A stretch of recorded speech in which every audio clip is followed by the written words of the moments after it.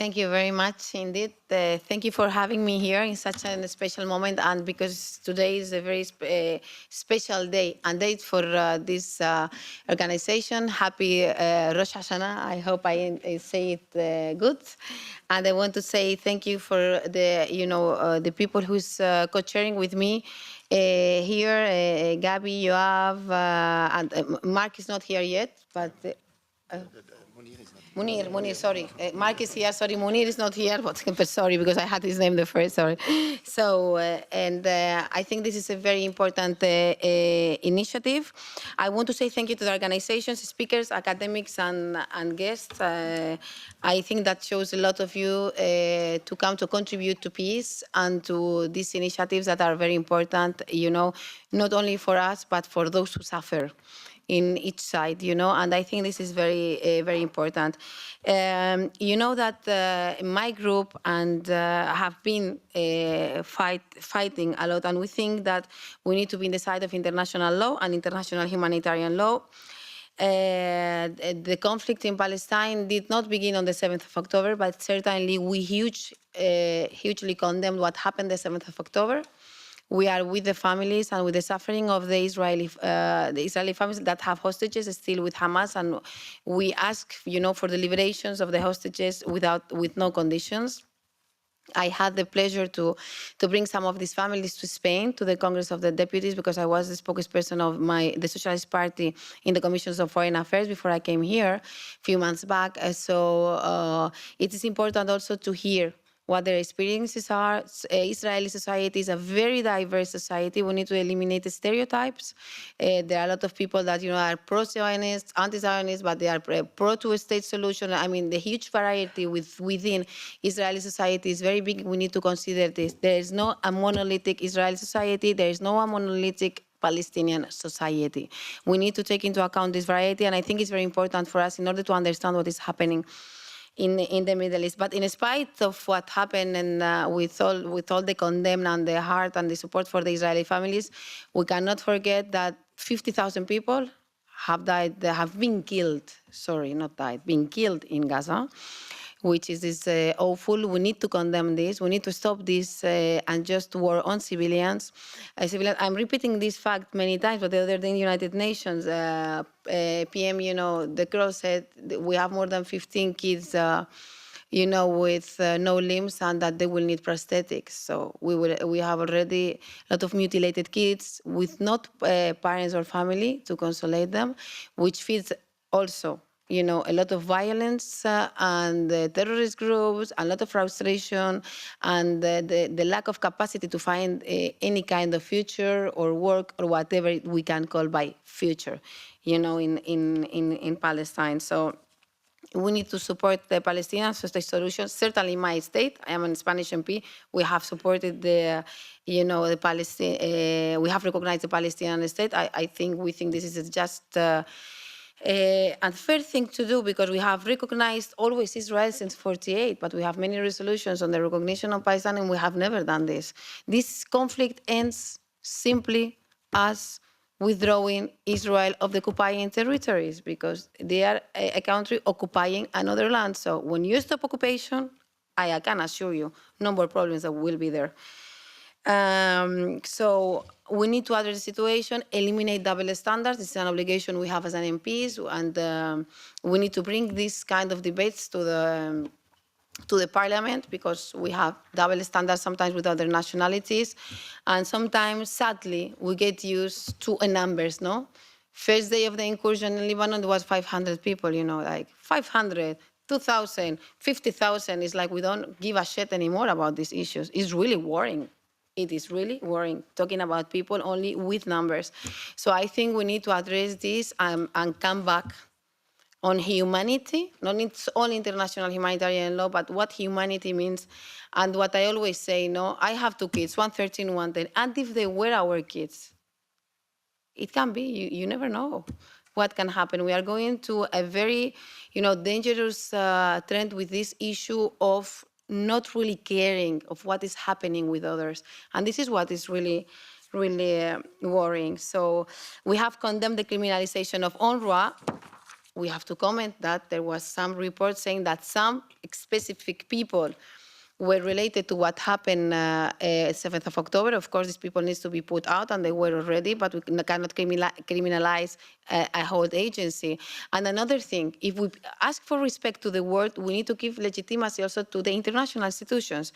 If you said you are persona non grata to Guterres, that means that you don't respect UN and that you don't respect the international systems we gave to ourselves after 45. The Second World War, this is where we are now, in a very, really dangerous situation. So we need to support international organizations in the terrain, the work of many organizations like yours that are working very nicely on the terrain, this initiative, which is very a nice idea. And also we are fighting a lot against misinformation, you know, because these issues of anti-Semitism, I was saying it the other day, Arabs and Jews are Semites, both of them. So if you condemn what Netanyahu is doing, and you are anti-Semite, no, porque if it were like this, you are the ones who are killing 50,000 Semites in Gaza. So who is the anti-Semite here? I mean, there's a huge confusion with the terms, and this is important to know. In this case, you know, cities like Jerusalem, which I think we should work with, based on that fact, no, is the city of the three religions. You know, Muslim, Christians, and Jews are brothers. They have the same books, more or less. You know, you read the stories are almost the same. They share the same land, the same customs, same food. I mean, you go to a kosher, I don't know if you have eaten kosher or halal, but I mean, yeah, I was with a friend in a kosher restaurant the other day. I said, come on, you're also taking, you know, the hummus coming, you know, so because we share it. This is our joint land, you know, so this are the things we need to work. But we need to denounce injustice. Not because you denounce injustice means that you are with the other side. No, you can be with both sides. Hello. It's like, no, because you support Palestinian to a state, you are anti. No, I don't accept this. I cannot accept this because this is not true.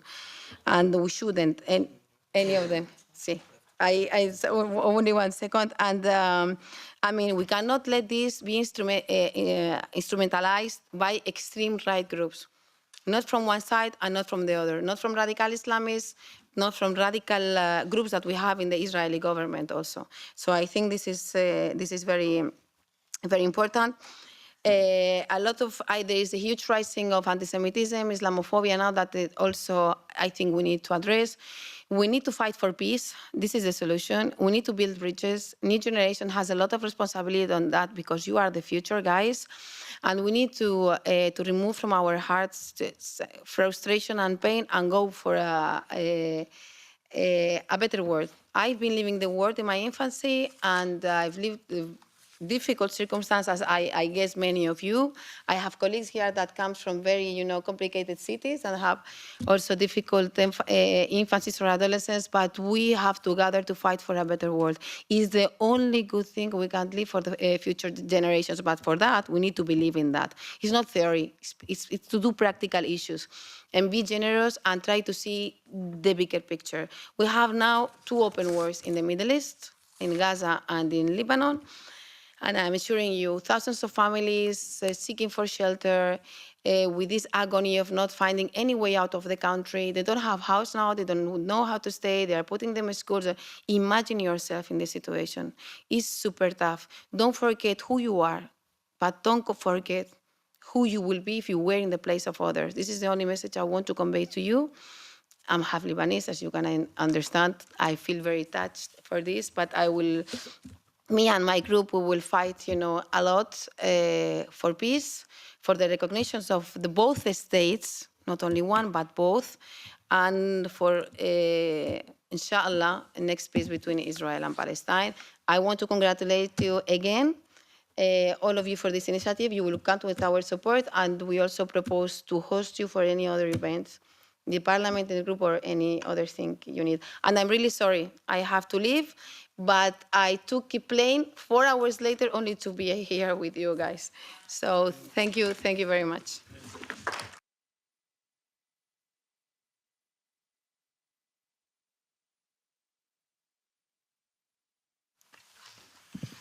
Merci Hana, JALLOUL, qui est donc du groupe social-démocrate. Merci beaucoup. I will speak in English as well, maybe. Non, je ferai en français. Ouais, je ferai en français. Non, tout d'abord, et avant que je ne laisse la parole à nos deux, à Gabi et Yoav, du tout nouveau réseau, d'abord exprimer évidemment mon émotion par rapport à cet événement, parce que cet événement a lieu aujourd'hui en solidarité avec la Palestine, a lieu après presque un an de génocide à Gaza, après des décennies d'occupation et de colonisation illégale. Et c'est extrêmement important, je pense. Bon, j'ai découvert, j'avoue, la signification de Rosh Hashanah et j'ai hâte de voir aussi la célébration concrète. Mais aujourd'hui, quand on est au Parlement européen, nous ne pouvons pas fermer les yeux à la complicité européenne avec ce qui est en train de se passer. Ce 2 poids 2 mesures qui aujourd'hui, en fait, est un soutien aveugle à la politique israélienne en faisant abstraction totale de toute règle du droit international, de tout principe de droits humains ou de même de la vie humaine tout simplement. Ces 2 poids 2 mesures sont clairs dans la communication de la Commission, mais aussi dans les actes de l'Union européenne et des pays membres qui n'ont pris aucune mesure, aucune sanction pour faire cesser, que ce soit le génocide à Gaza, que ce soit les attaques que nous voyons tous les jours en Cisjordanie, en Jérusalem-Est, ou même la violation claire de la souveraineté du Liban à laquelle nous avons assisté ces derniers jours. Et je pense que ça met une responsabilité importante au niveau européen, d'abord chez les partis évidemment et les dirigeants au pouvoir, mais aussi chez nous, ceux qui se mobilisent pour la justice, pour une paix juste et pour une fin, et je suis entièrement d'accord avec Hana JALLOUL là-dessus, pour une fin de l'occupation, parce que parler de paix sans parler de la fin de l'occupation, évidemment, est un non-sens. Il nous faut tacler,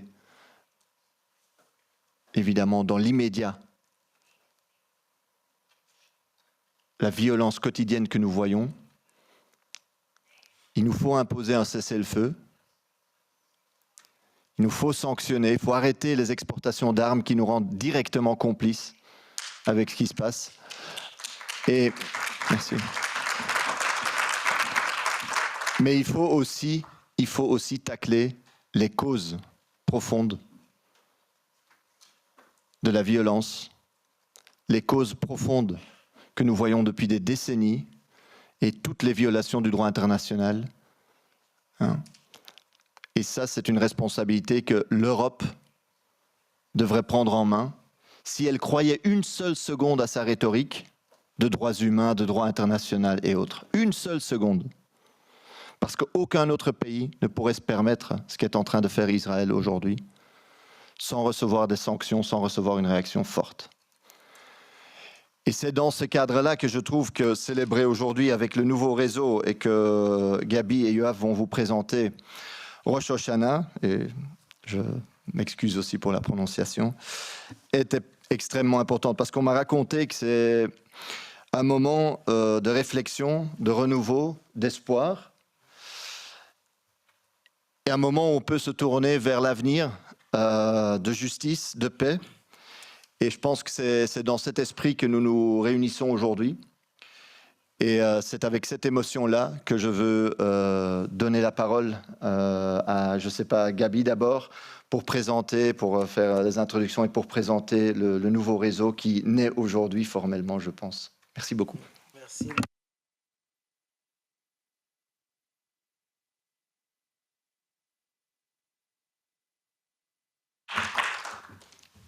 Hello. Okay, Thank you so much, Mark, for your powerful words and support for us with this network, and as well to Hana, although unfortunately she couldn't stay. Hello, everyone. Shana Tova. And Shana Tova. Welcome to everyone. Thank you so much for being with us here today as we begin a new year on the Jewish calendar and mark the launch of our new network, European Jews for Palestine. My name is Gabi. I'm a co-coordinator of this network, and I have to say, I never imagined that I would be sitting in a place like this, one of the world's great halls of power. And speaking as a Jew, I can only say that I'm a little uncomfortable. After all, the relationship between the great powers of Europe and Jewish people has always been a bit complicated. And indeed, many of us in this network do come from complicated backgrounds. As Hannah said, we are not a monolith. We are Sephardi, Ashkenazi, Mizrahi. We are practicing, we are non-observant. We are speakers of many languages. Some of us are born and raised in Europe. Others are immigrants. Some of us are descendants of refugees who escaped genocide by the skin of their teeth only 80 years ago, and who are, like myself, able to work and live in Europe after generations, only thanks to the right of return laws upheld in various European countries, a right that our Palestinian siblings have yet to see fulfilled. Still, others of us have no European ancestry at all, but have built a home here nonetheless.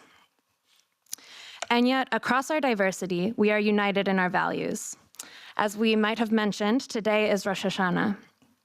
As we begin a new year on the Jewish calendar, we stand with our Jewish siblings from across the globe who have been steadfast for the past 12 months in their opposition to Zionism, imperialism, racism, and of course, the ongoing genocide in Palestine. As we speak, the rogue Israeli government is continuing its year-long campaign of destruction and murder in Gaza, the West Bank, and now Lebanon. And we all know the truth. This is a Holocaust. We are here as a network in solidarity with the overwhelming groundswell of human beings from across every nationality, profession, and religion across Europe, including all of you who have decided to join us here today, who are standing up to say, we cannot turn a blind eye. Europe must not accept, protect, or support yet another genocide. We know that the crimes of the Israeli state are being enabled and protected on a massive scale. Support for Israel is organized and powerful. Organized supporters of the Israeli state, Jewish or not, hide behind the veil of fighting anti-Semitism, cynically leveraging anti-racism to divide minorities and marginalized communities and pit them against each other, and to bully institutions, media outlets, and governments to submit to their agenda. It is important to state it clearly. The Israel lobby is not a Jewish lobby. It is a diverse interest group that spans across religious, national, and political boundaries, but uses Jewish safety as a smokescreen. We are tired of it, and we've heard this before. And we believe that it is way past time that we address this complicated dynamic. We hope that this event is just that type of new beginning. What we have planned for you this afternoon is a series of 2 panels composed of wonderful activists across our network, many representing the different groups in our network, as well as civil society representatives and workers. In a few moments, I'll hand the mic off to Yoav, and then we will move into the first and second panel, moderated first by me and then again by Yoav, and there will be a few closing comments at the end. I want to leave with one question for the audience, which is that it's traditional on Rosh Hashanah to eat a pomegranate, a fruit that is native to Palestine. For some, it is known as the fruit of 1,000 stories. Each seed of the pomegranate is said to represent a good deed or a mitzvah. So as we sit and listen to our speakers' interventions on the cusp of this new year, I want to ask you, in a time of genocide, what does it mean to do good?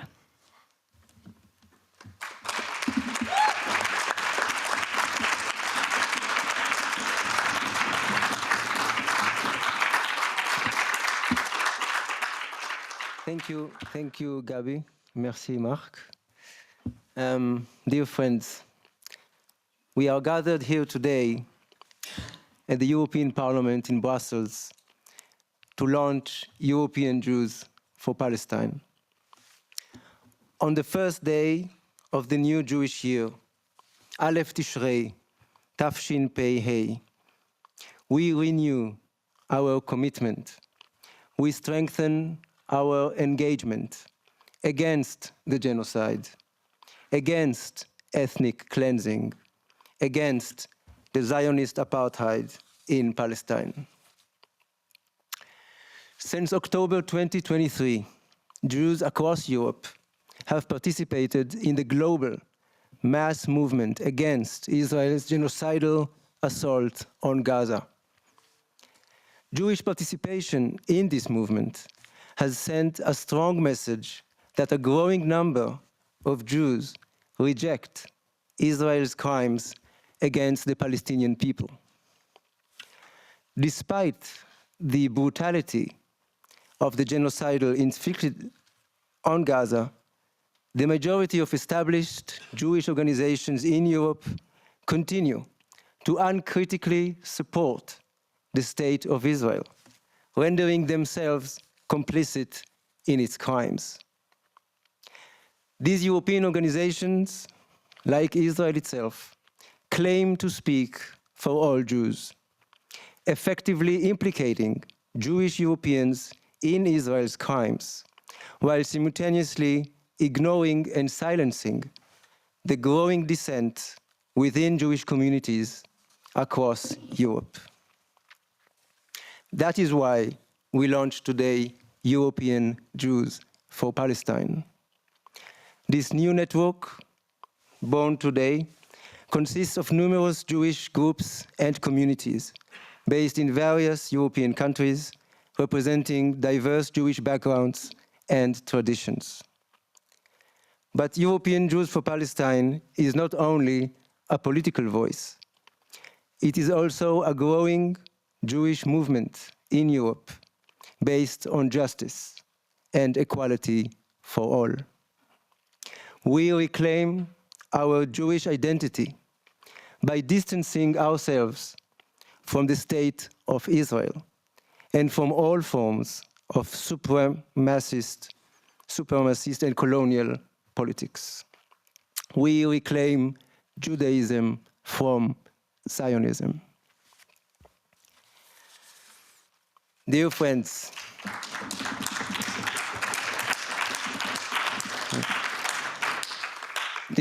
our struggle is rooted in a broad anti-racist movement.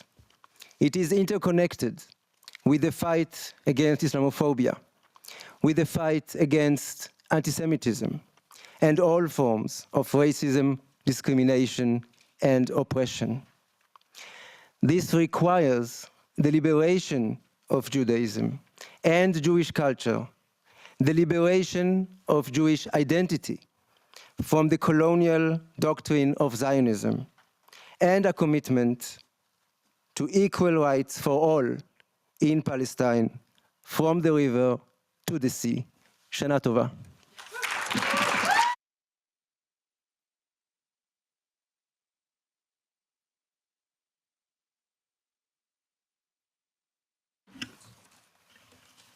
I think we would like to call Fenya, Elenore, Joy, and Avi up to the stage. Thank you. Oh.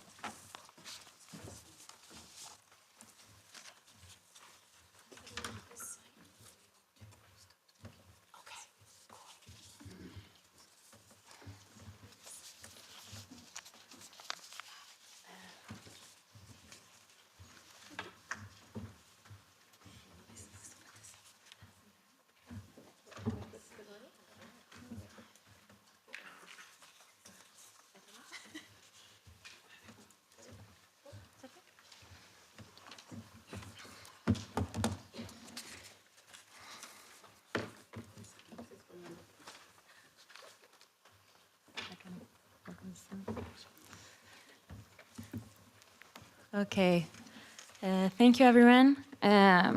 Here we have a table of folks who are representing a couple of our network, a couple of the groups who are part of our network. And this table is here to talk about Jewish solidarity with Palestine in its many dimensions and facets. We'll start with Fenya FISCHLER from Another Jewish Voice, Belgium. All right, hello, yeah. During these high holy days between Rosh Hashanah and Yom Kippur, we reflect, as our ancestors have for thousands of years, on the past year, on where we've wronged others, where we could have shown up better, where our actions may not have aligned with our values or our words. We recommit to justice and liberation in the next year. This is a time for accountability, deep self-reflection and transformation. And today we're launching this new network of 20 Jewish organizations across Europe during this most meaningful time of the year in the spirit of accountability to ourselves and each other, a renewed commitment to liberation and equality for all. I'm the descendant of Jews from Eastern Europe, all of whom fled from poverty, anti-Semitism, and genocide. I stand here as a grandchild of survivors who passed on their transgenerational trauma that we still feel today. I'm here as part of Another Jewish Voice and the Anti-Zionist Jewish Alliance in Belgium, in solidarity with Palestinians who are today experiencing a genocide in our name and have been experiencing an ongoing Nakba for 76 years. We're proud to represent this network today as a group of Jews who are saying, never again for anyone. We will not stand by while land is stolen, entire families and generations are being erased, and Palestinians continue to experience unimaginable violence and trauma at the hands of a state founded on principles of Jewish supremacy. We're here today because we know that Jewish lives are never more valuable than Palestinian ones. Within the Jewish world, there have always existed many perspectives on how we respond to anti-Semitism. I'm inspired by ancestors who organized with the Jewish Labor Bund, who believed in the principle of Doigkeit or Henus. They believed in building communities of solidarity in places where they worked and lived, not in somewhere far away and in the future. We're inspired by their ideas of home beyond the nation state, of finding common ground and bonds of mutual care with other communities where we live, to fight for justice wherever we are, for ourselves and for all those around us, because we intimately understand that justice and freedom for us is contingent on justice and freedom for all. And with this new network, we want to show that the spirit of our ancestors to bring our diaspora's visions to life is still alive and well. Standing here today as Jews in Europe, we know that our safety is a mere illusion if it relies on walls and weapons to keep those we dehumanize out. Instead, this Rosh Hashanah, we commit to a world based on justice, shared humanity, and a world beyond Zionism. A year where we put into practice the understanding that true safety lies in solidarity with all, including Palestinians. A year where we cultivate and nurture radical hope, where we organize and remain steadfast in our focus, knowing that Palestine one day will be free. These holidays let us recommit to the words of Marek Edelman, a surviving member of the Warsaw Ghetto Uprising. To be a Jew means always being with the oppressed and never with the oppressors. And to close, I want to read a few lines from Aurora Levins Morales. This time, we're tied at the ankles. We cannot cross until we carry each other. All of us refugees, all of us prophets. No more taking turns on history's wheel, trying to collect all debts no one can pay. The sea will not open that way.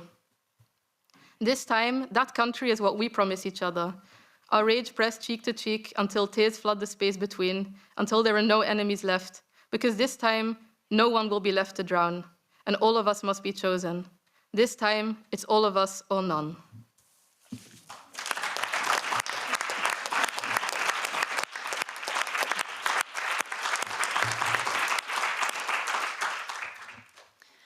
Next, we will hear from Elenore MERZA-BRONSTEIN from the Anti-Zionist Jewish Alliance in Belgium.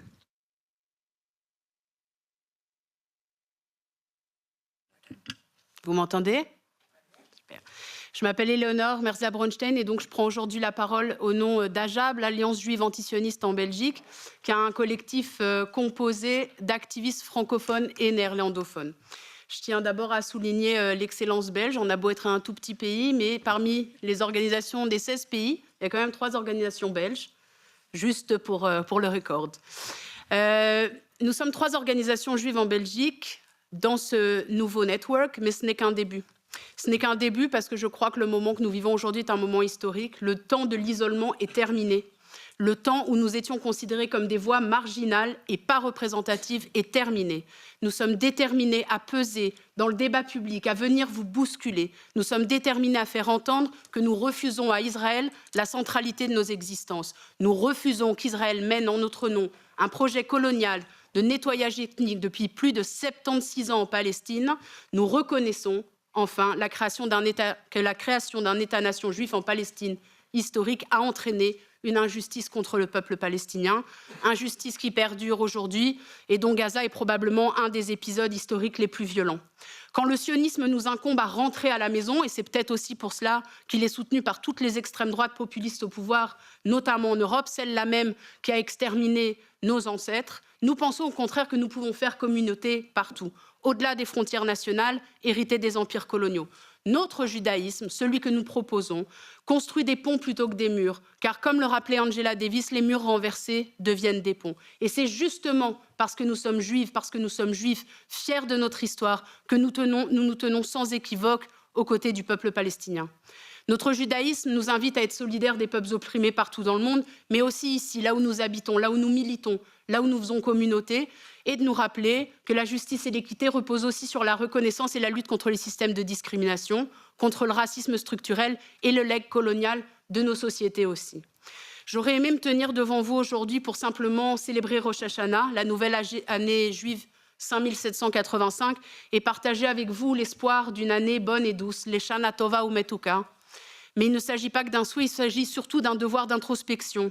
Les 10 jours qui séparent Rosh Hashanah de Yom Kippour, on les appelle les Yamim Noraim, les jours redoutables. Ces jours nous intiment à réfléchir à nos actes, à notre mobilisation de tous les jours et à nous demander comment nous allons nous faire pardonner. Mais comment demander pardon lorsque l'indicible est mené en notre nom? Comment demander pardon quand le génocide à Gaza est permis et soutenu, y compris financièrement et moralement, par de nombreuses institutions juives? Nous devons faire notre part du travail, mais vous devez aussi faire votre part du travail. Je voudrais m'adresser ici, notamment aux députés qui nous ont invités. Merci à vous de nous avoir ouvert cet espace. Mais je voudrais aussi m'adresser aux citoyennes et aux citoyens parce qu'il n'y a pas de petite action. Ne laissez plus les soutiens d'Israël dans leur acceptation la plus large, allant de la gauche institutionnelle à l'extrême droite, le terrain de la lutte contre l'antisémitisme. Refaites-en un enjeu d'antiracisme politique. Ne les laissez pas non plus piétiner la mémoire de nos morts. Rejetez tout amalgame entre sionisme, antisionisme et antisémitisme. L'antisémitisme est un racisme, l'antisémitisme est un délit, l'antisionisme est une critique politique légitime d'un État colonial qui bafoue le droit international depuis 76 ans. Le sionisme est non seulement une injustice historique faite aux Palestiniens, mais le sionisme nous met toutes et tous en danger. Israël commet des crimes contre l'humanité, mène une guerre régionale qui entraîne toute la communauté internationale avec elle. Il nous met, nous aussi, juifs et juives, en danger puisqu'il prétend parler en notre nom. On entend souvent, je vais conclure, que personne ne peut arrêter Israël. Mais ce n'est pas vrai. Je ne vous ferai pas l'affront de vous rappeler le rôle des États-Unis. Et je vais rappeler que l'Europe, puisque nous sommes ici dans sa maison et que vous en êtes nos représentants, est le premier partenaire commercial d'Israël. Vous avez les moyens de mettre fin à l'accord de coopération avec Israël. De la même façon, vous avez les moyens de mettre fin à la livraison d'armes à Israël. Ce n'est d'ailleurs pas un pouvoir, c'est une obligation juridique pour tous les États européens qui ont ratifié le traité sur le commerce des armes. J'ai même du mal à croire qu'on doive le dire encore aujourd'hui. Il y a tout un tas d'actions qui permettraient aux États européens de traduire en actes leur indignation et leur soutien à la Cour internationale de justice. Je voudrais conclure en disant que jamais dans l'histoire, des privilégiés n'ont abandonné leurs privilèges sans avoir été contraints de le faire.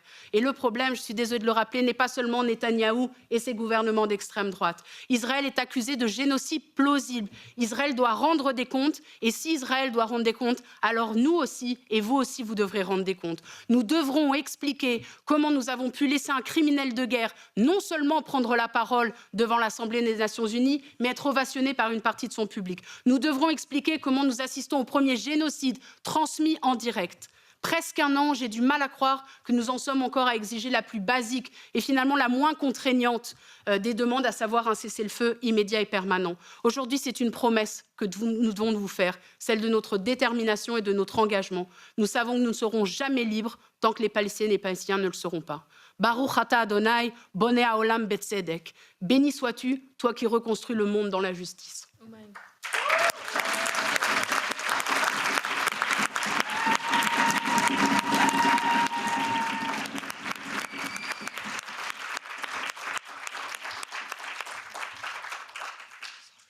Next, we will hear from Joy Kuma from Jews for Just Peace of 5784, Denmark. Thank you, Gabi. I feel grateful to be here today, and I'm also anxious to be here. We are at the precipice of a great step in the right direction. Today on Rosh Hashanah, a holiday where we take stock of the past year and let the next year take shape, we take note of our shortcomings, the places where we missed the mark, so to speak, and we rededicate ourselves to be the kind of people we want to be, walking out of the metaphorical woods and back onto the path we want to take in life. Today, we take another step on the path to stand against the genocide of the Palestinian people, to speak on behalf of those who we are unable to hear from, the murdered journalists and countless families of Palestine whose voices have been violently and systematically silenced, and the children who never got the chance to find their own voices of protest. 80 years ago, the Jews of Europe were the victims of a genocide at the hands of the Nazis during World War II. Most of us today will have seen the camps, read the letters, and cried at the memorials. Ever since, being an anti-Semite has rightly become a mark of shame, something any good person would want to avoid. And this, the pain of our murdered ancestors, as well as the fear of repeating the atrocities of the 20th century, is now being wielded against us with the claim that any criticism of Israel is anti-Semitic. And generally, sadly, we're all falling for this heartless, ahistoric, and cowardly tactic, choosing to cede ground to a murderous regime rather than risk being accused of the bad thing. Jews all over the world have attempted to speak out against the crime happening in Palestine for a long time, and yet we're dismissed as self-hating Jews, even arrested for anti-Semitism. And still, we're embraced and thanked when we walk in the marches for peace in Gaza. People come up to us crying with joy because we're there, because we symbolize the truth. It will never be wrong to demand justice for everyone. I'm a Jew who loves Judaism. I love the wisdom and mercy of our traditions. I love our insistence on life, pikuach nefesh, that life always takes precedence over death, that life is for living to its fullest, that our tradition is a system designed specifically to guide us into becoming the kind of people who will know the value of making life good for one another. I love the command to love the stranger. There's a story I really like about a rabbi and a soap maker walking together. And the soap maker asks the rabbi, "What's the point of Judaism? After thousands of years of teachings about goodness, justice, truth, and peace, look at all the trouble and misery in the world. If Judaism is so wonderful and good, why is there still trouble and misery?" Here they come across a child covered in dirt, and the rabbi asks him the question back. "What's the point of your soap making when this child is still dirty?" The soap maker defends his profession, saying, "Well, no, you have to use the soap to clean before it works." And the rabbi exclaims, "Exactly. So it is with Judaism. You have to use it before it works." The story teaches us that not only is that Judaism is also a call to action. There's this concept I love of tikkun olam, or repairing the world, a piece of wisdom from the Kabbalist Isaac Luria, telling us that the world was not created perfect, and in fact remains broken. The teaching explains to us that by performing mitzvot, or good deeds, we're doing the work of repairing our broken world, of righting its injustices and its faults. It can be read as a sort of reply to the soap maker's question, as if to say, yes, there is indeed trouble and misery in the world. And luckily, we can be the ones to change that. My activism for Palestine and my Jewishness cannot be separated. I fight for Palestine exactly because I am Jewish, because fighting oppression and genocide is exactly what Judaism should be used for. Thank you.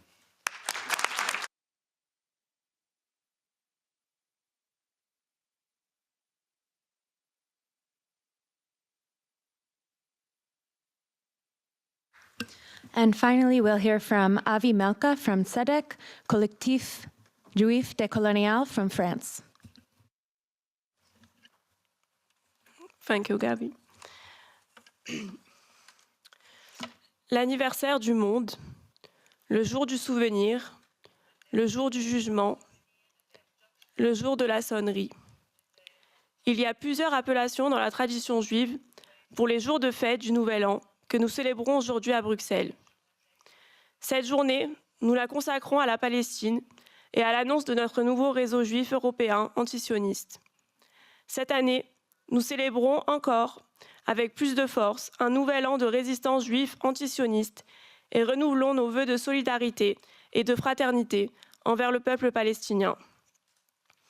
À cette date clé du calendrier juif, nous nous tenons aux côtés de nos frères et sœurs juifs et juives du monde entier, qui au cours des 11 derniers mois se sont continuellement opposés au sionisme, à l'impérialisme, au racisme d'État et au génocide en cours en Palestine.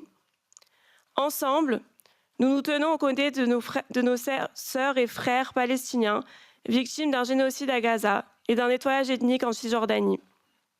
Nous nous tenons aussi aux côtés de toutes les victimes que le sionisme n'a pas épargnées ces derniers temps, au Liban, mais aussi au Yémen et en Syrie. Nous invitons toutes nos communautés juives à se responsabiliser en prenant position pour la justice. Que ces jours de Nouvel An puissent être propices à l'introspection et à un réveil communautaire en faveur de la solidarité, et que l'on puisse avoir le courage de nous placer toujours, et coûte que coûte, du côté de la justice et de la vie. La sonnerie du chauffard, en ce jour de Nouvel An, doit nous faire prendre conscience que les actes de l'humanité doivent être sans cesse examinés. Nous devons nous parfaire sans cesse, et même dans la résistance, avoir le courage de nos opinions et ne pas faillir. Le Nouvel An juif est une occasion de se projeter vers l'avenir, mais aussi de réfléchir au passé et de réexaminer la relation que l'on entretient avec le monde. Dans la tradition, le Nouvel An honore la date de la création d'Adam et Ève et le lien de l'homme avec le monde qui l'entoure. Le regard que l'on pose sur la Terre, l'humanité et tous les êtres vivants qui la composent doit être bienveillant et chaque action doit être en faveur d'une construction ou d'une reconstruction, de la justice et de la paix et surtout de la vie. Maïmonide disait que la sonnerie du chauffard sert à secouer le fidèle et à le sortir de sa torpeur spirituelle pour l'inviter au repentir. Aujourd'hui, la sonnerie du chauffard nous rappelle les cris et pleurs des pères et des mères en détresse face au massacre de leurs enfants. Selon la tradition, le monde est en jugement en ces jours et le livre contenant les actes de toute l'humanité est ouvert devant Dieu pour qu'il nous évalue et nous juge. Puisse-t-il se rappeler de ceux et celles qui souffrent et faire de cette année 5785 celle où la promesse du plus jamais devienne une réalité, celle de la victoire et de la liberté, celle de la vie et de la douceur de vivre. Que les fruits consommés par tradition en ces jours de fête puissent signifier un renouveau pour tous en Palestine, que les graines de la résistance de la grenade se propagent et que la douceur du miel et de la date symbolisent la paix future dans toute la région. Que les pains ronds pour honorer le cycle de la vie soient une promesse de vie et de renouveau pour tous les Palestiniens sur une terre libérée du sionisme de la mer au Jourdain. Aujourd'hui, pour la première fois, nous nous sommes rassemblés ici, au Parlement européen, pour annoncer la création d'un réseau juif antisioniste européen. Et dans la tradition juive, nous avons une prière réservée aux occasions rares ou à une nouveauté. Bien sûr, l'antisionisme est une longue histoire juive, mais pour notre part, c'est bien la première fois que nous sommes réunis ici, au Parlement, un jour de Rosh Hashanah, en l'honneur de la Palestine. La prière de Shehechianu est un remerciement à Dieu de nous avoir gardés en vie et amenés à ce moment important. Baruch ata Adonai, Eloheinu melech haolam, Shehechianu ve'ekimanu ve'egianu lazman hazeh. Amen.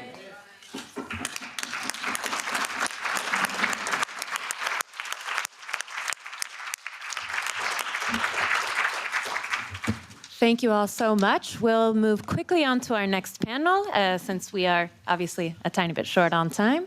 So I welcome Yoav to the stage, as well as Sarah, Joanna, Julie, and Hamdan.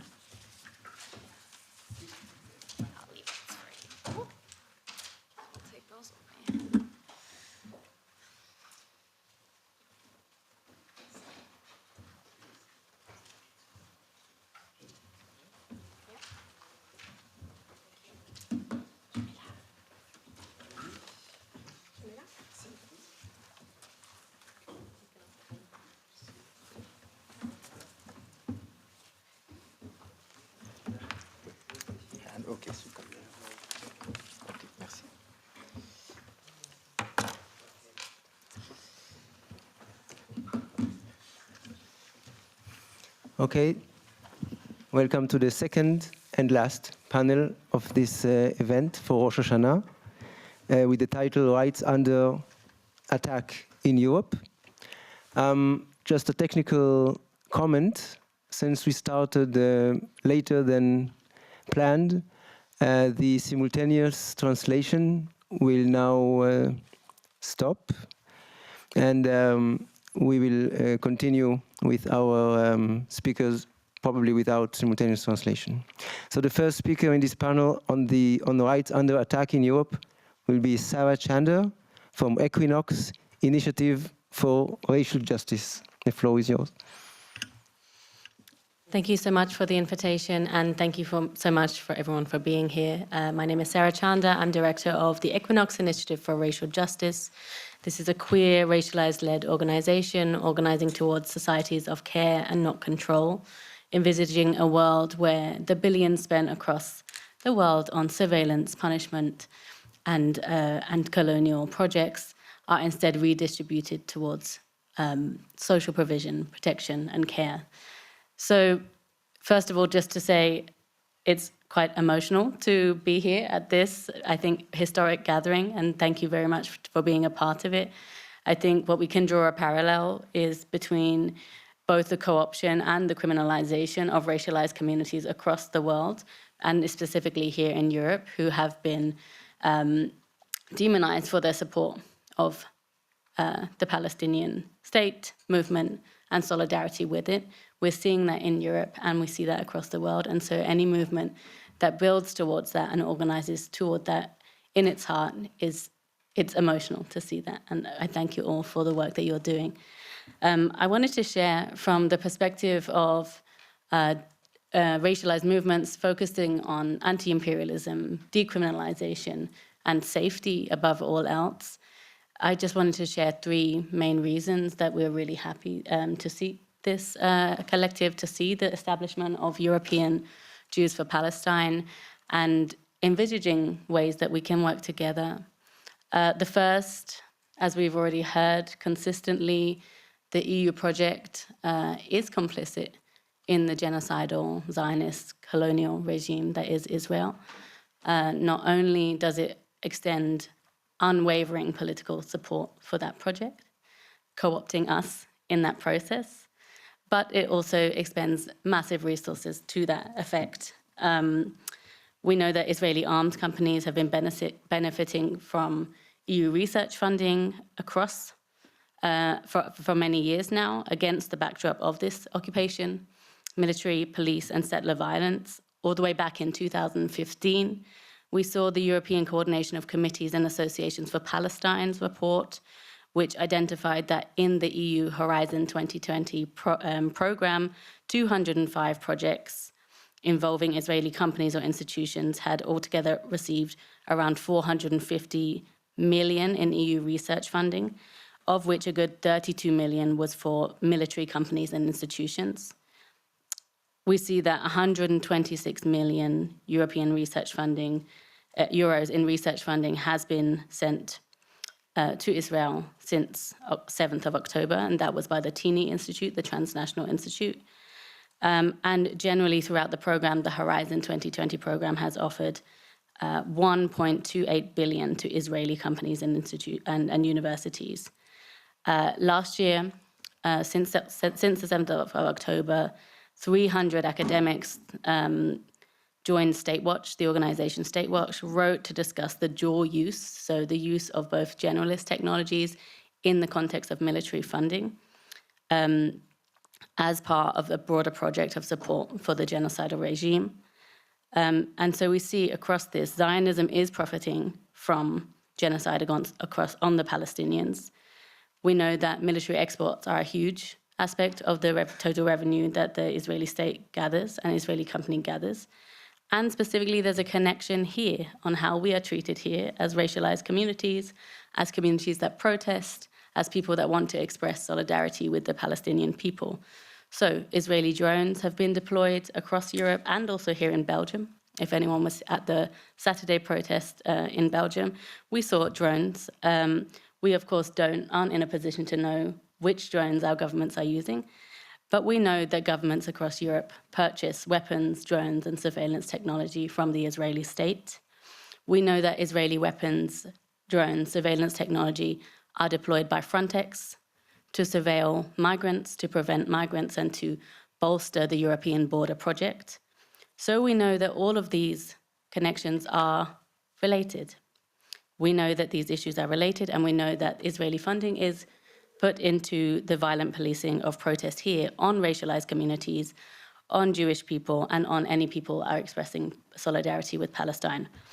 My last point before we move on is that it's just super, super important and emotional to see solidarity across communities. As all of the panelists have said, we have seen a divide and conquer in European institutions between anti-racist movements, arguing that our liberation is actually separated. I would like to see those rejoined again, and I think the people in this room are. I'm looking forward to working with you all again against the distractions that institutions have put towards us and imagining a situation where we are all free and also Palestine is free. So thank you so much.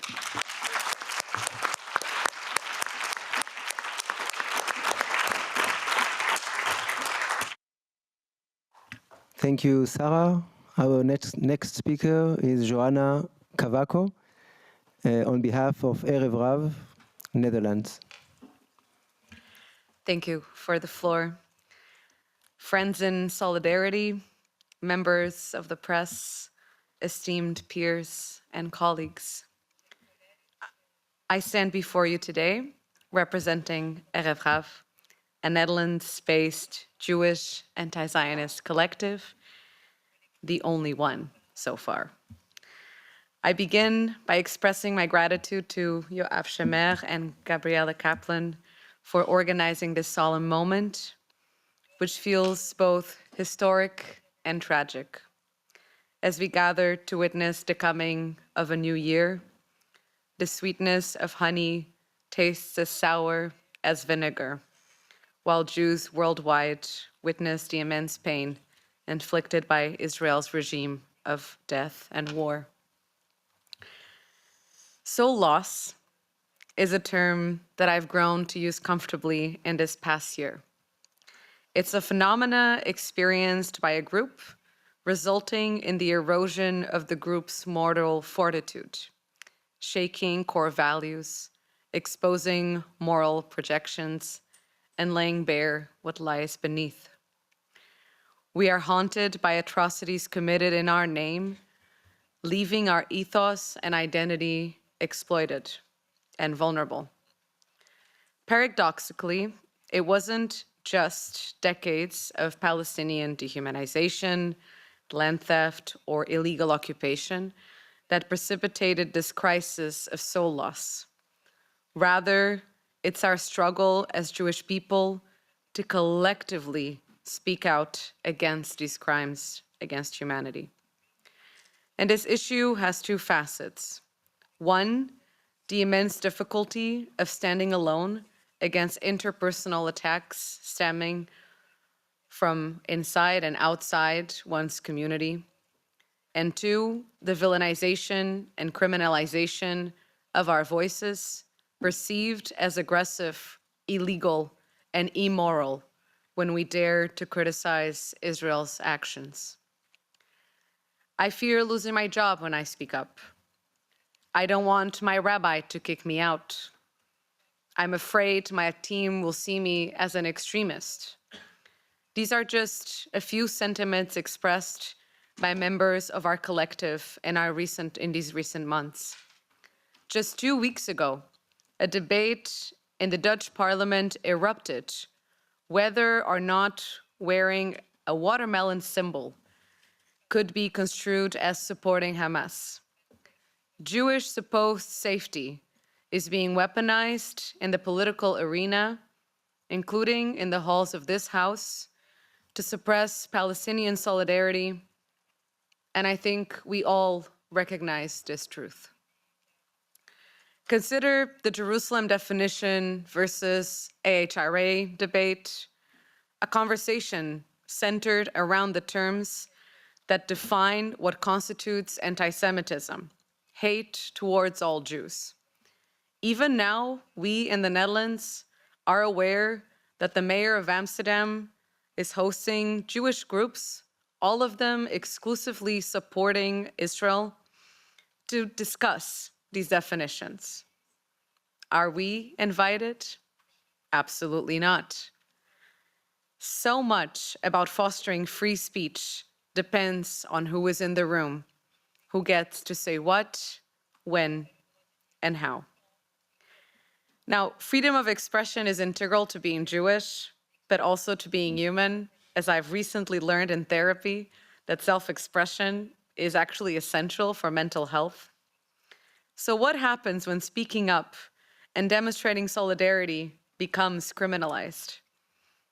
It creates an even sicker society, one that shirks collective responsibility for respectability politics. We refuse seeing our Jewish identities being reduced to whether or not we support Israel and its policies. So what can we as civil society organizations do? Let me share what has worked for us. Spaces like this network remind me that actually we are not alone, that I am not alone, that Erev Rav as an organization is integrated into a constellation of others who can speak freely and strengthen each other through speech and action. This network will play a crucial role in the struggle for fundamental rights in Europe, for Jewish self-expression, and for unapologetic Jewish solidarity with Palestine. To reverse the repression of free speech and assembly regarding Palestinian advocacy, we must, first and foremost, challenge definitions of anti-Semitism that conflate criticism of Israel with hatred of Jews, demand inclusive dialogue and action involving diverse Jewish and Palestinian voices, build coalitions, educate the public between the distinction of legitimate criticism of states' policies of genocide and anti-Semitism, and support legal challenges to laws and policies that unduly restrict the freedom of expression, not just at a national level, but at a European one.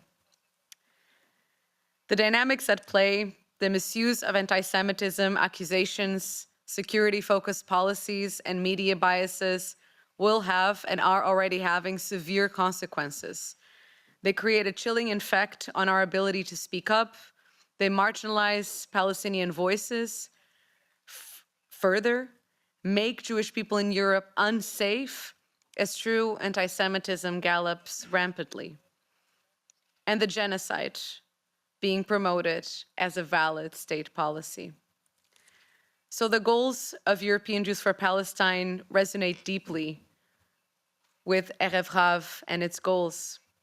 Our network stands as a testament to the collective voice we are building, a voice that unapologetically challenges the uncritical support for Israel amongst established Jewish organizations.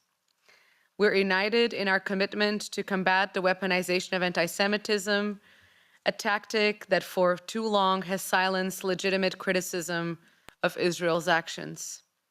Much like Erev Rav, this network provides a crucial space for Jews to speak freely against atrocities committed in our name fostering the kind of inclusive dialogue that involves diverse Jewish voices.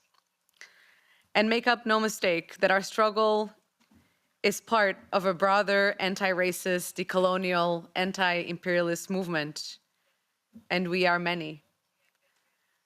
By standing together, we're not just reclaiming our voices, we're actively shaping a future where Jewish and Palestinian destinies are intertwined in the pursuit of justice, historical reparations, and equality. This network is and will be more than an organization. My only hope is that it becomes a movement towards the change that we desperately need. So, to conclude, collective action, networks like these, like ours, that we can stand for truth and uphold Jewish values of pursuing justice and standing with the oppressed, because no one is free until we are all free.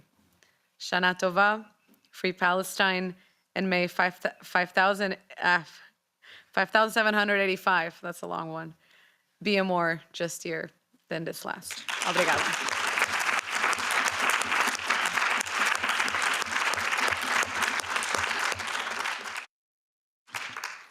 Thank you, Joanna. And the next speaker is Julie Pasqua from the European Network Against Racism, known as INAR.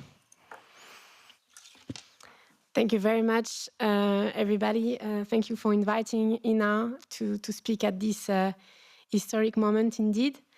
So we are a network of anti-racist organizations, around 160 organizations across Europe. We represent a diversity of groups, Black, Muslims, Roma, Jewish people, Asian descent people, and many, many anti-racist activists across Europe.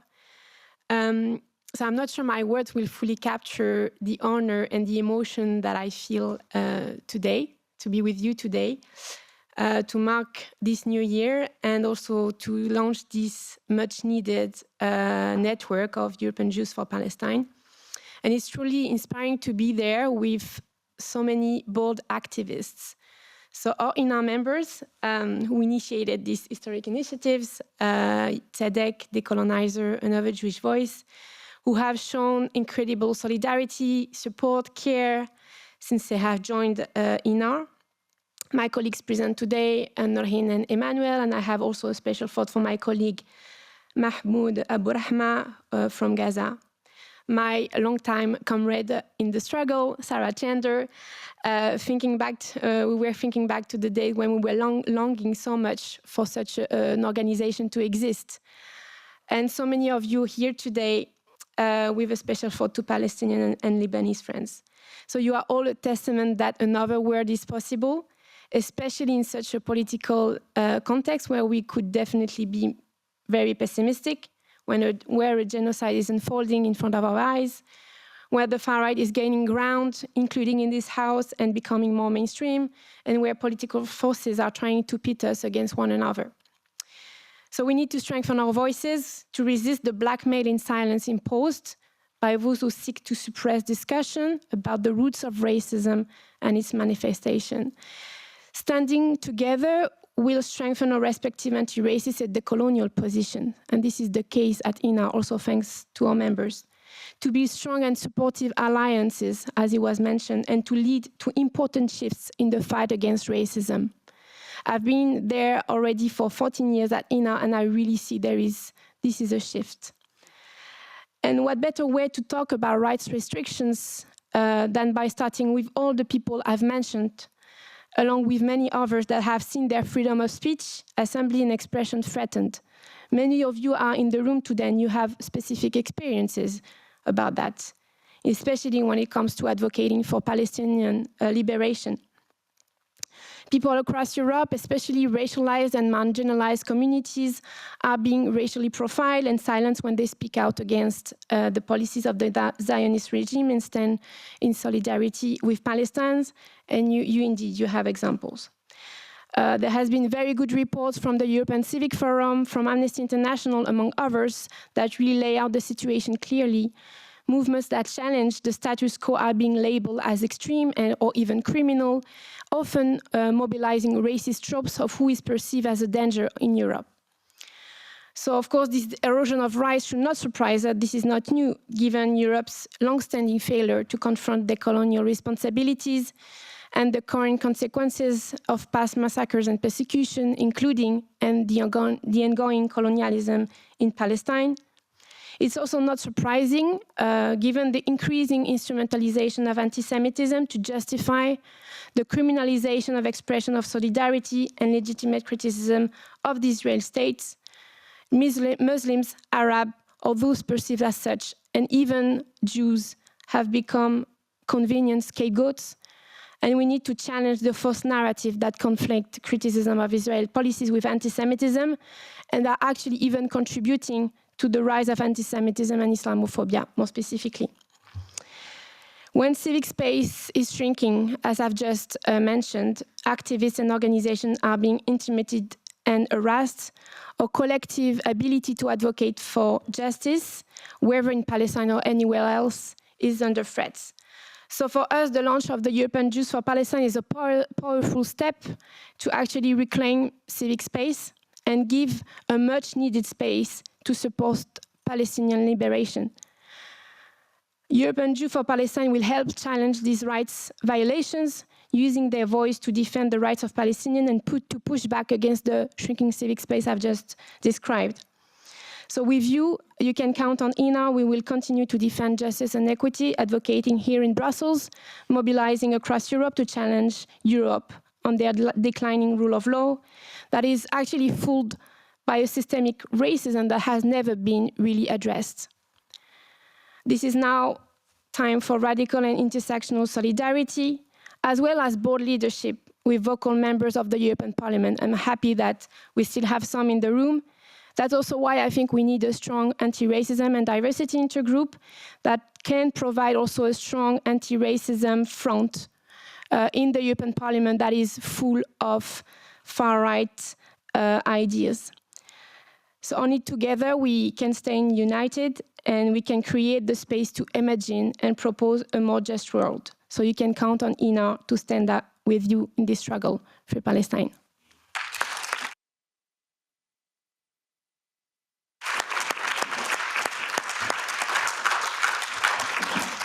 Thank you very much, Julie. And the last speaker in this panel is Hamdan AL-DAMIRI from the Palestinian community of Belgium. The floor is yours. Merci. Bien voilà, d'abord je vous remercie pour l'invitation et prendre la parole donc lors de cette séance, que je souhaite que ça se répète dans l'avenir et dans les mois et les prochaines années, parce que le combat pour le peuple palestinien, c'est un combat long, c'est un combat qui a démarré depuis des décennies, comme vous le savez. Donc c'est un combat aussi qui a besoin absolument de votre soutien, de votre participation, de votre solidarité et de votre implication surtout. Et vous, c'est clair, vous êtes impliqués aussi avec nous dans un combat juste.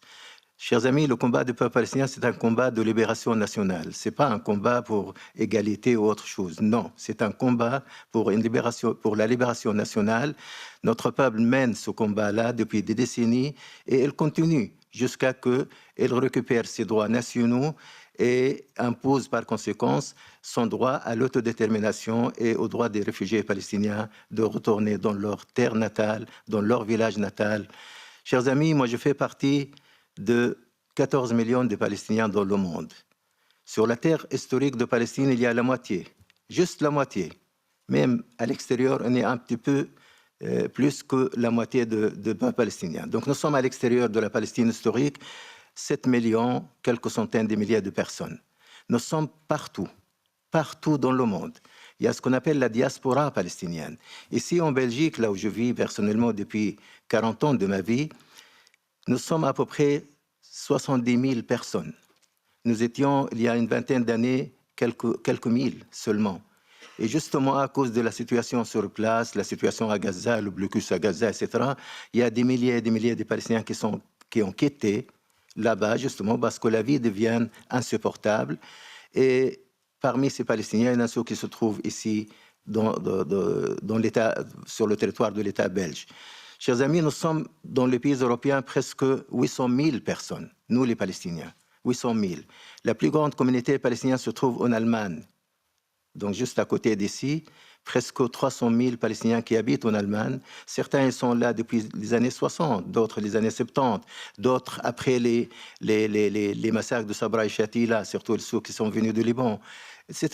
Donc c'est un drame, mais aussi c'est un combat national. Dans le contexte actuel, vous le savez, ce qui se passe à Gaza. Vous participez dans les différents événements de solidarité et de soutien aux peuples palestiniens partout dans le monde, mais nous sommes désolés, nous les Palestiniens, de la position européenne. Je parle ici de la position politique officielle. Je ne parle pas des États-Unis, parce que les États-Unis se trouvent participatifs, malheureusement, à ce que fait Israël. Sur le plan militaire, sur le plan de le soutien financier, le soutien politique, le soutien diplomatique, etc. Mais l'Union européenne, malheureusement, elle n'a rien fait pour la Palestine, pour arrêter ce génocide qui se déroule comme si c'était un film américain long devant nos yeux. Chaque jour, on se réveille le matin, on entend tel massacre dans tel lieu à Gaza. Et ça continue depuis presque un an. Donc, l'Union européenne, malheureusement, sa position, elle est complètement derrière les Américains, même s'il y a quelques pays qui se distinguent, heureusement, par rapport à d'autres, mais en tant que telle, l'Union européenne, elle n'a rien fait, elle participe, elle est complice à ce qui se passe en Palestine, surtout dans la bande de Gaza et en Cisjordanie aussi. Chers amis, donc, je dirais le peuple palestinien, il a besoin, ici en Europe et ailleurs dans le monde, ce qu'on appelle la solidarité active. La solidarité active, c'est-à-dire d'essayer de prendre des mesures. Si on n'arrive pas à posséder des États européens, à prendre des mesures, mais nous-mêmes, ici et ailleurs, nous avons les cartes entre nos mains. Boycotter Israël, boycotter la colonisation, boycotter les entreprises israéliennes, les universités israéliennes, les artistes israéliens, les sportifs israéliens, etc. Ça aide, croyez-moi, à isoler de plus en plus Israël au niveau international. Je dirais que c'est à la portée de tout le monde de boycotter Israël. Parce que personne ne m'oblige d'aller acheter, je ne sais pas, tel produit ou tel produit, parce qu'il y a toujours l'alternative. Même les médicaments que parfois, nous tous, on achète dans les pharmacies des produits comment ça s'appelle, Teva. Hein? Voilà, donc Teva donc c'est un produit médical israélien. Alors pourquoi on achète ça? On n'est pas obligé de l'acheter. On peut acheter d'autres choses dans la pharmacie. C'est-à-dire, on a les cartes qu'on peut jouer, chacun de nous, à son niveau, justement pour aider à isoler Israël de plus en plus. Jusqu'à que, je dirais, le peuple palestinien récupère ses droits nationaux. Chers amis, le peuple palestinien, qu'est-ce qu'il réclame en fait? Le peuple palestinien réclame pour les réfugiés palestiniens de revenir, de retourner chez eux, et le peuple palestinien a le droit à l'exercice de son droit à l'autodétermination. C'est ça ce que réclame le peuple palestinien. Donc il a besoin de vous, de votre solidarité et de votre implication surtout. Isoler Israël, boycotter Israël, c'est une arme entre vos mains et vous pouvez le faire. Merci de nouveau à vous. Et peut-être la dernière chose à dire, le 19 octobre, ici à Bruxelles, le 19 octobre, nous organisons, donc l'initiative euro-palestinienne contre l'apartheid et la colonisation organise une grande journée contre l'apartheid. Et dans cette journée-là, il y a Ilan Papé qui participe, il y a des personnalités, il y a des parlementaires, il y a Jeremy Corbyn qui vient d'Angleterre qui participe à cette journée. Et nous avons contacté, et j'espère qu'il donne une réponse positive, Jean-Luc Mélenchon de France, etc. Il y a des parlementaires français, il y a des parlementaires belges, il y a des parlementaires de Norvège, etc. Chers amis, vous êtes appelés, je vous invite dès maintenant à participer à cette journée le 19 octobre à Bruxelles contre l'apartheid. Merci à vous.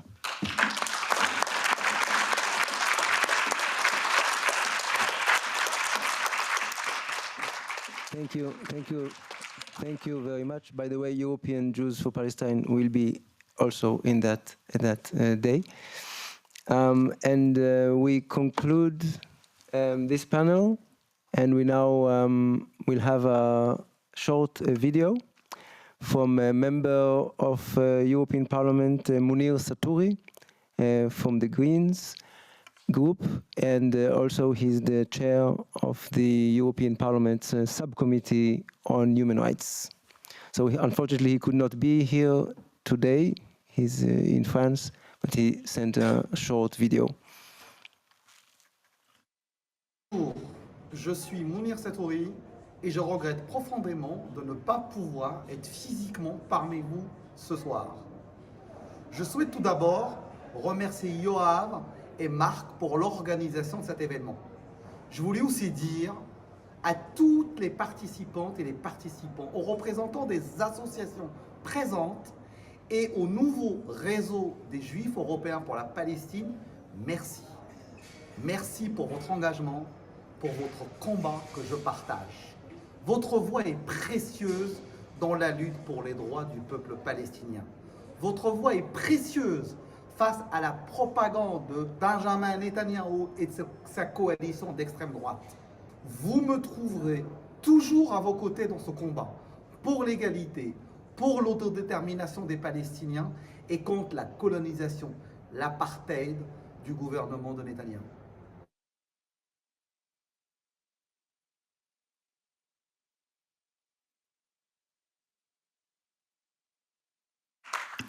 So merci beaucoup à Mounir Satouri, who was not able to be here physically. And now we will celebrate Rosh Hashanah. You want to say a few words before? And just before we invite you then, after this short speech, to celebrate Rosh Hashanah with us, to stay with us for a moment of Jewish New Year celebration and share apple with honey and pomegranate and maybe some chanting if you're lucky. But first, Hana, please. Hana from Sweden. Yes, thank you. Dear friends, my name is Hana GEDIN. I'm a Swedish MEP in this house from the Swedish Left Party. And please let me begin by expressing my sincere gratitude for the invitation and for allowing me to say a few words today. Let me also congratulate you on the formation of the European Youth for Palestine. What an important and impressive step this is. Celebrating and commemorating Jewish traditions and community is a great way of also remembering those before us who refused to do so, some of them in my own immediate family. Friends, we have truly lived in the darkest of months since last fall, with the images of the genocide in Gaza having reached us daily. The complicity and silence of the global community has been deafening, and the so-called leaders of the world have turned their backs on Palestinian men, women, and children. We have all seen the images, heard the cries for help, felt the desperation of the situation unfolding. The starvation of Gaza is man-made. The bombed hospitals, schools, and refugee camps are the works of Israel occupation forces and their genocidal aspirations.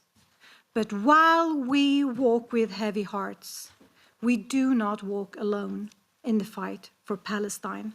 Week after week, month after month, we march together for ceasefire, for an end to the occupation, for a just peace. And right there among us, in the demonstrations for Palestine, are our beloved Jewish sisters and brothers. The consistent presence of Jewish organizations for Palestine has not gone unnoticed, and I have never been as convinced as I am today that the solidarity is the way forward. We remember the bravery members of the Jewish community have shown when supporting an end to the occupation, sometimes suffering anti-Semitic hate and repulsion from parts of the far-right parts of the Jewish community. Yet, as you have so clearly demonstrated here today, There is a strong Jewish tradition of working for peace, solidarity, and reconciliation. That is very much alive still today. And on Sunday, tens of thousands of Europeans will take the streets to show their repulsion of the ongoing genocide in Gaza and the invasion of Lebanon. Because we stand together, and because we persist, we continue to stand strong.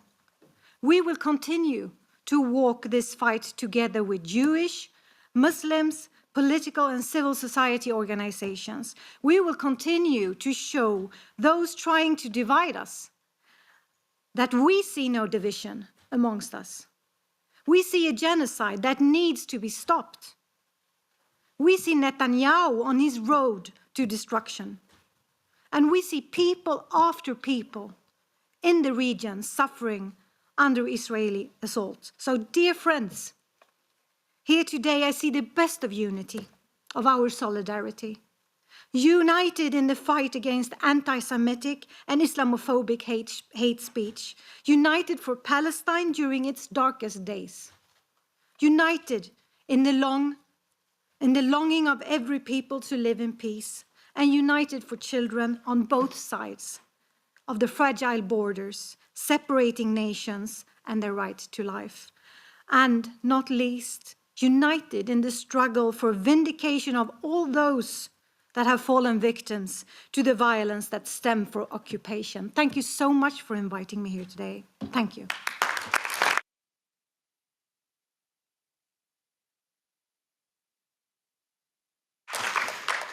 Thank you so much for these very powerful words. That being said, I thank you all for being so present. And comment dire en français, c'est plus simple. Merci d'être venus si nombreux ce soir. And I really invite you to celebrate with us and share with us some foods for the new year, Shana Tova Umetuka. And also we have the mission statement of the new network, European Jews for Palestine, and you can also take one for your office or kitchen. Thank you. Thank you very much.